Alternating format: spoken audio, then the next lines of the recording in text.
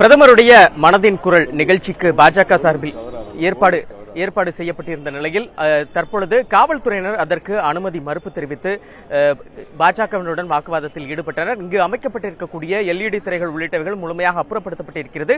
தற்பொழுது பாஜகவின் மூத்த தலைவராக இருக்கக்கூடிய கரு நாகராஜன் அவர்கள் நம்மிடையே இணைந்திருக்கிறார். சார் வணக்கம் சார். ஒரு மிகப்பெரிய ஏற்பாடு தற்பொழுது செய்யப்பட்டிருக்கிறது பாஜக சார்பில். மாநில தலைவராக பொறுப்பேற்ற பிறகு திரு நயனா நாகேந்திரன் நேரடியாக வரப்போறாரு. காஷ்மீர் விவகாரம் உள்ளிட்ட முக்கிய விஷயங்களை பிரதமர் பேசுவாரு. பாஜக எல்லாரும் இப்ப கேட்க இருக்கக்கூடிய நிலையில போலீசாருடைய இந்த நடவடிக்கை எப்படி பாக்குறீங்க சார்? போலீசாருடைய இந்த நடவடிக்கை மிக மிக கண்டிக்கத்தக்கது, சட்டத்துக்கு புறம்பானது, பொதுமக்களுக்கு இடையூறு செய்வது, பாரத பிரதமருடைய குரல் ஒலிக்கக்கூடாது, பாரத பிரதமருடைய பேச்சுக்களை மக்கள் கேட்கக்கூடாதுன்னு தமிழ்நாடு காவல்துறை தடை செய்தா அப்படிங்கிறது தான் எனக்கு ஒரு ஆச்சரியமா இருக்கு.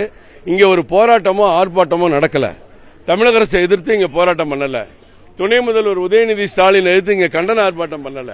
பாரத பிரதமர் இந்த நாட்டினுடைய நிலையை மாதந்தோறும் எடுத்துச் சொல்வதைப் போல இன்றைக்கு எடுத்துச் சொல்ல இருக்கிறார்.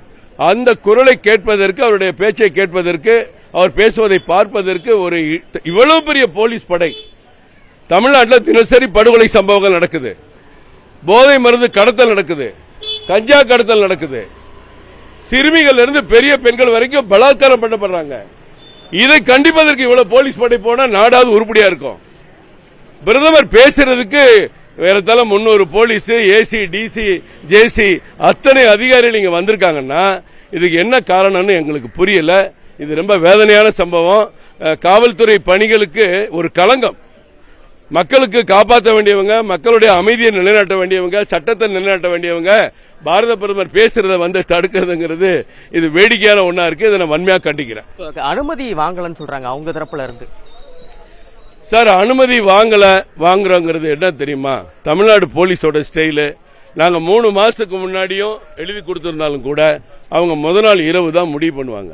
இது தமிழ்நாட்டில் வழக்கமான ஸ்டைல். எல்லாம் உங்களுக்கும் தெரியும். அது கமிஷன் ஆபீஸ்ல கொடுத்தாலும் சரி, டிஜிபி ஆபீஸ்ல கொடுத்தாலும் சரி, முதல் நாள் ராத்திரி தான் சொல்லுவாங்க இதை நாங்க அனுமதிக்கலன்னு. இவ்வளவு ஏற்பாடுகள் பாருங்க. இந்த ஏற்பாடுகளை 2 நாளா பண்ணிட்டு இருக்காங்க. அப்பெல்லாம் அவங்க தடை சொல்லாம 11 மணிக்கு தலைவர் வர்றாரு அப்படின்னு சொல்லி இந்த நேரத்தில் அவங்க தடுக்க நினைப்பது என்ன நியாயம்? தேர்தல் நெருங்கியதுனால காவல்துறை மூலமாக திமுக அரசு இப்படி பண்ணுதுன்னு நினைக்கிறீங்களா? இல்ல சார், ஏழை எளிய மக்கள் வாழ்ற பகுதியில் பாஜக வளர்ந்துடக்கூடாது. அது ஏற்கனவே வேரூன்றி விட்டது. சென்னையில் 22 தொகுதியில் ஏறத்தாழ 17 தொகுதியில் 2வது இடம் பாஜக.